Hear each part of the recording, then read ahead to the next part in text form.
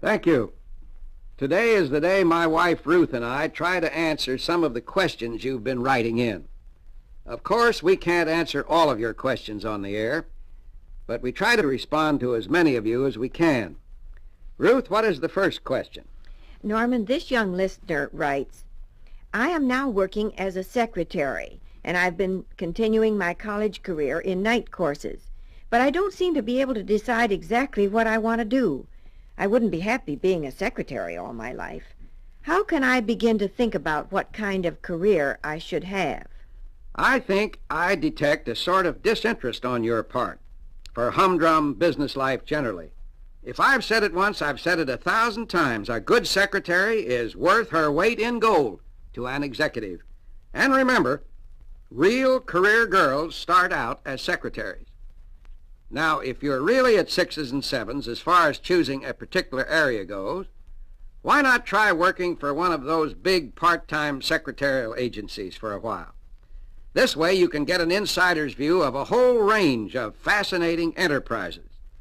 With this perspective, you'll have a much easier time making up your mind as to what you truly like and don't like.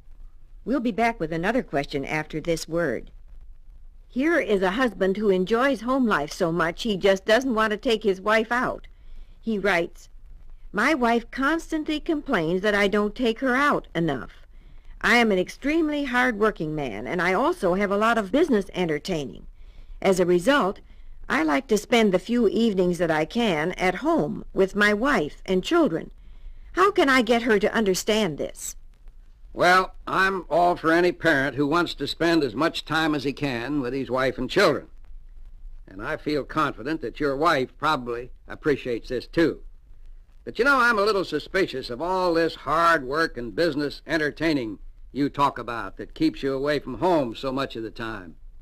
If your wife and kids really, and I mean really, come first with you, then it's absolutely incumbent upon you, I believe, to organize your time a little better. You'd be surprised at how much mileage you can get by reviving a touch of the old premarital courtship. I mean, do it upright. Bring her home a few flowers at least once a week.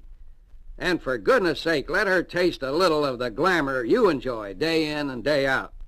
Try this and see if your wife's complaining doesn't change to a sweeter tune. Well, that's all the time we have. Ruth and I will be answering more of your questions next week. So if you have a problem you'd like to ask us about, please write me, Norman Vincent Peale, care of this station. We'll get to your letter just as soon as possible.